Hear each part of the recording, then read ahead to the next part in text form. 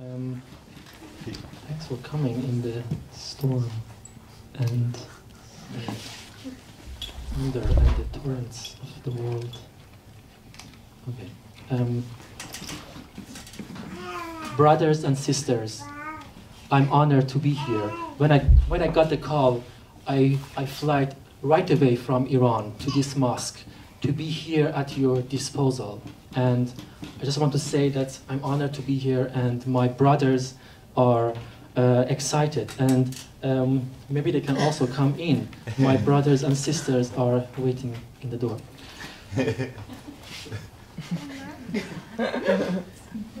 The angel of death is upon us at every moment, and the question is, have we gathered enough food for our grave? Have we taken provision to the death that is coming at every second? When we all die, there's gonna be a trumpet singing from the sky, calling everyone to wake up. Bismillahirrahmanirrahim. تبارك الذي جعل في السماء برجا وجعل فيها سراجا وقمرا منيرا وهو الذي جعل الليل والنهار خلوة من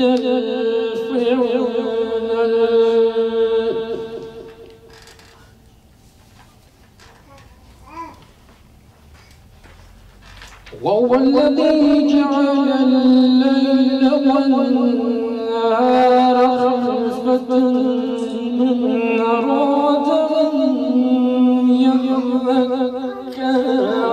وأراد شكورا وعباد الرحمن الذين يمشون على الأرض حولا وإذا خاطبهم الجاهلون قالوا سلاما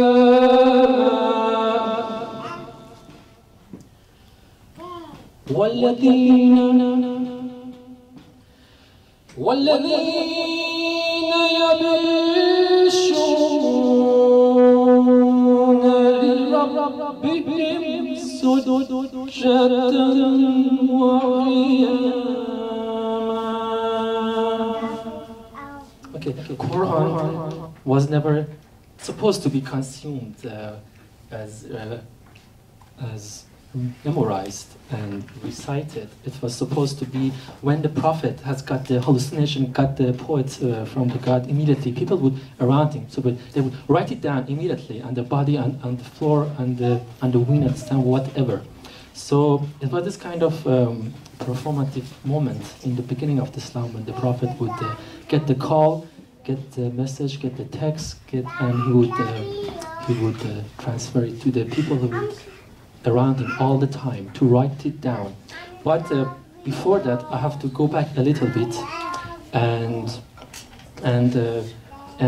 bring to you before the religion in Arabia, and how was it, and how did it came to be in this specific region, which came through the history and people, and ended up with me actually in where I go to school. And this is basically the voices in my head, and that we all also have voices in our head. It's a kind of a retired super ego, you might call it, a sadistic police who is now doesn't arrest you anymore, it just sits down and enjoys its retirement and looks at your failure. And we talk to him, and we have a chat, but it doesn't look like a talk at all, this specific relationship with this voice. But there was also another voice that came to me. One day, when I was going home from the school, from the high school, in the middle of Tehran, actually, and I learned this singing in the school. Actually, I had to get notes, but I was never good at it. And yes, what you would like to? And and yeah, this thing comes to you at a second, and we also had this stuff, singing, getting notes for it. I get a note, but there was another guy in our classroom which was amazing, which has never come. Yeah, kannst du Hanno? Okay. And okay, one day I'm going home from the high school or whatever, and I'm going through this field of sadistic teachers, bullying, and with my own teenage pathetic psychology, and I see the street as a kind of as a harsh, hard, and vulgar environment, and I have to crawl my body through it, through the home, and with this voice is coming still from my head, from the school, from the classroom. And right in the middle of this noise, this madness, this bodies in front of me, I hear a female voice in my ear that asks me, "Would you like to give me your phone number?" And I couldn't see anyone, and she was hidden. I don't know how she did it, but I couldn't find her. And what I did? Absolutely nothing. I just passed through the space, and it wasn't. It was just a voice, I have to say, and I would like to connect this to something that is a little bit earlier, and will also come to this moment. So, Arabia was extremely beautiful and hard environment. تبارك الذي جعل في السماء بروجا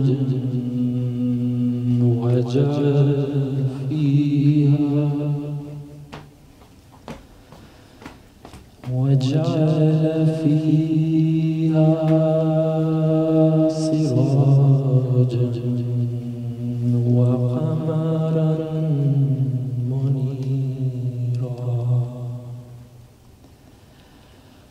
وهو الذي جعل الليل والنهار خلفة لمن أراد أن يذكر لمن أراد أن يذكر أو أراد شكورا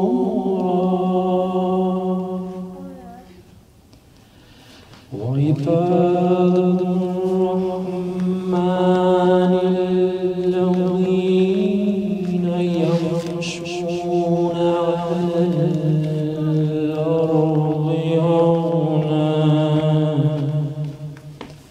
وإذا خاطبهم الجاهلون قالوا سلاما.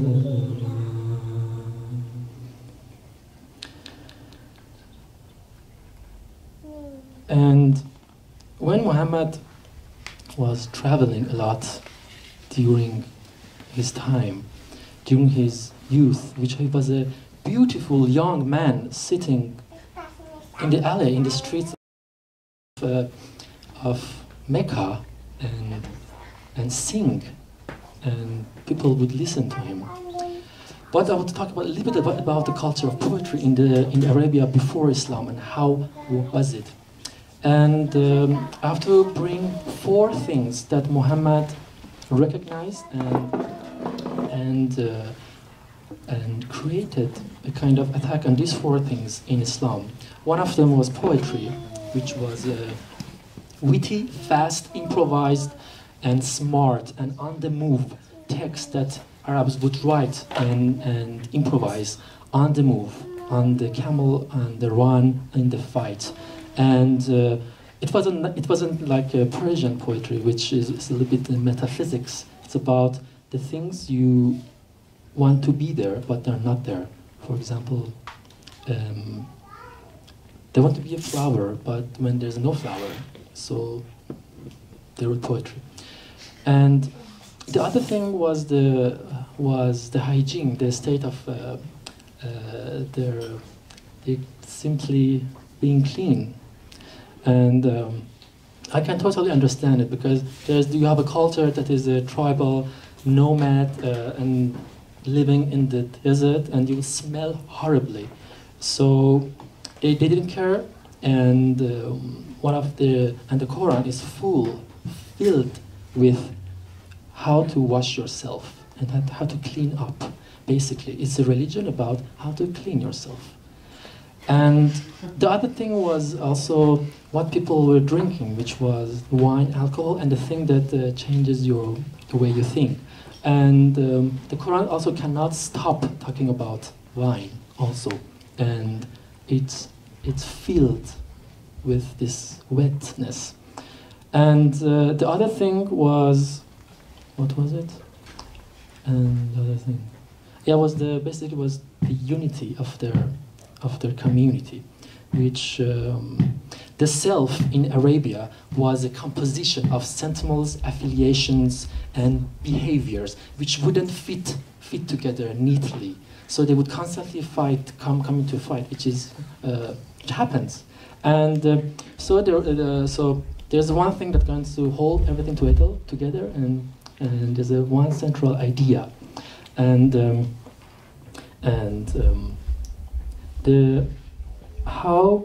how did he do it? Was that by poetry? Okay, there is a big, huge shrine, very important in Mecca, and it's a black box filled with all sorts of gods, and from different cultures and people who would come around from the neighborhood and worship the gods in this one house. And there is an orgy of goddesses and gods all around it. And what they do, people perform poetry around in the bazaar. There are festivals that Arabs would come around, and the people are famous, and they earn their living by this. And they fight just with words and poetry with each other. And there are peoples, usually, because they're so fast, they're so right in the moment of telling that poetry. No. And so they needed people to write down what they were creating at the moment. So there were people called that would recite the poems and read them, translate them sometimes. What does it mean? Add to it a little bit, change it. Why not? And they would recite them. So there is developing a culture of recitation, all right early. This is all before. This is the youth. This is child Muhammad looking at this stuff, and so they are very famous. The generation of people teaching others to recite others' poems, and later these reciters will become huge. They will turn to institutions which they will rule the world, their world. And we'll come to that, how these reciters came to being and how the poetry stopped. Because they would write their text and put it on the wall of the Mecca, and so everyone could read them. And now not anymore. So there's just one text written. And وجعلناهم أئمة يهدون بأمرنا وأوحينا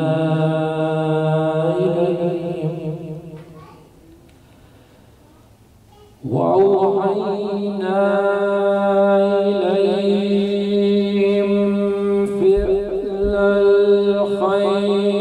الخيرات وإقام الصلاة وإيتاء الزكاة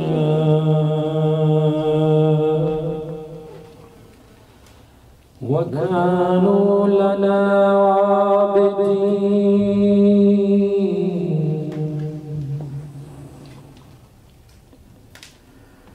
ولوطا آتيناه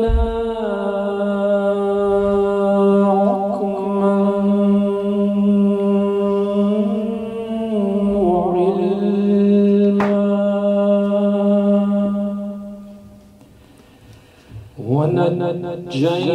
ونجيناه من قوم التي كانت تعمل الخبائث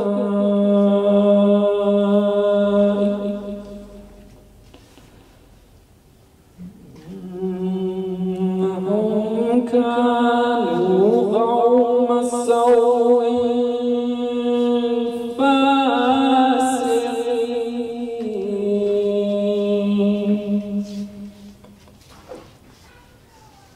وادخلناه في رحمتنا إنه من الصالحين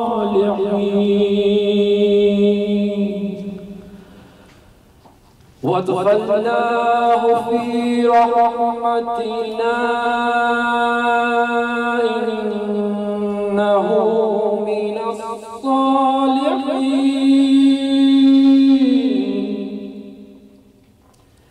ونوحا إذ نادى من قبل فاستجبنا له فنجيناه وأهله من الكرب العظيم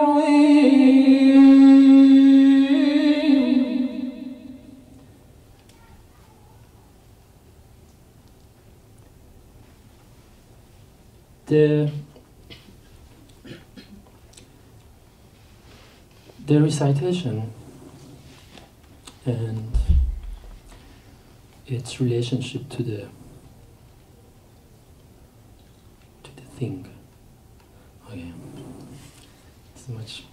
The thing is that what I'm performing was I actually learned it from a young other man, which has really got famous in Iran, and I just found him that he was singing Quran and got famous, and I'm just copying him actually here, and how he does it, and how he cuts right through the trumpet. Okay. Okay, am I destroyed? Okay.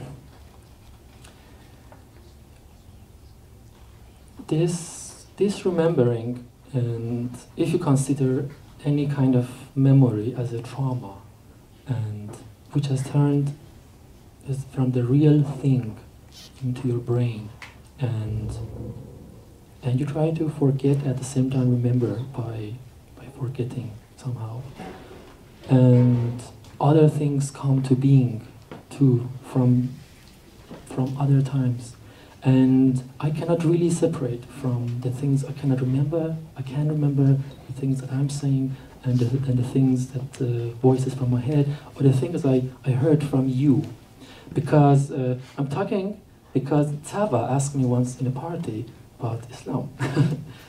That's how it started. And what I'm talking now is based on the things that we talked before. Um,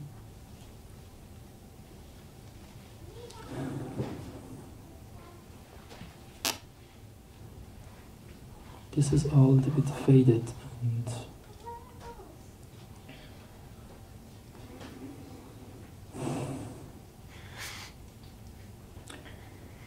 I'm not really a believer, and I don't consider myself at all someone who believes in the religion.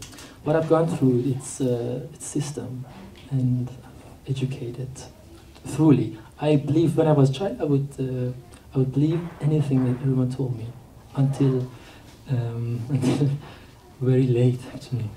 And if you ask an Islamic mystic, he would say that's perfect. That's exactly what what it should be, because they are singing blasphemy for themselves, and they're saying we don't give shit about anything. So Rumi would be, and he is also a reciter and also a poet, but his poet was something that he would write it down in his chamber in silence and ruhe. But he was also a reciter. He would perform for the people sitting in front of him in the mosque, and people also write his words down. But his recitations are gone, and his poetry now is the most major his work. So I would just say that it's not always the case that performative thing can be a good way. And what I wanted to say is that my notes are all gone to hell in my brain anyway. And shall I try this one? This is where let's go to the mosque.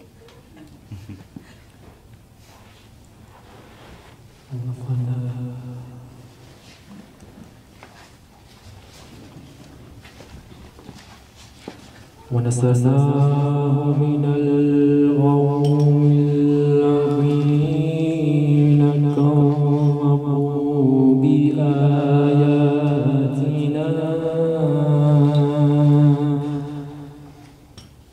إنهم كانوا قوم سوء فأغرقناهم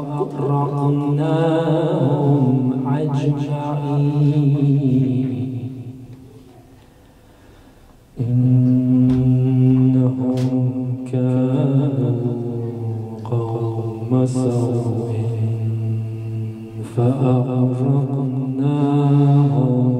أجمعين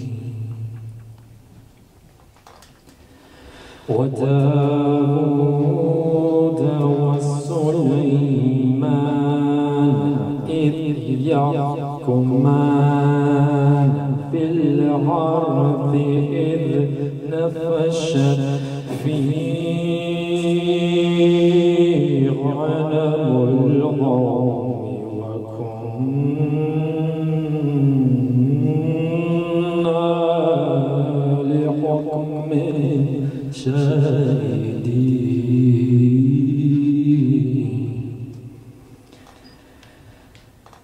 ففهمنا سليمان وكلا آتينا حكما وعلما وسخرنا مع داود الجبال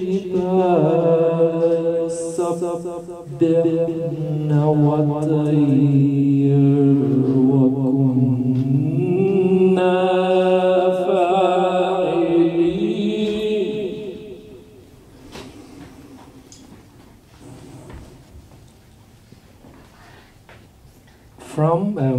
From the things that Muhammad worked on it and brought of a change to his people, and also it came up to brought it to others, and such as my ancestors.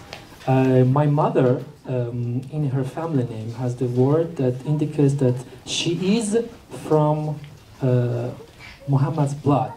So somewhere in my history family, someone is raped by the Arabs in somewhere, which is good because they are very beautiful. Croatian actually have they're not very, okay, they're mixed with other genes during the history. But if you look at the walls of the, okay, you don't want to hear this. Huge nose. And singing in the shower, and the reciters. Okay, what really rocked me and rocked my religion was that when I practiced Islam in the shower with another body and tried another way of cleaning yourself, and I just realized that how strange and how profound it was to experience that with a closeness of someone whose body differs, and the way they clean themselves. And it's okay, it's end of seminar, and I would like to give you a proposal to try that. Let someone with another body clean you. It's very simple. Okay. Okay. It goes to hell from here.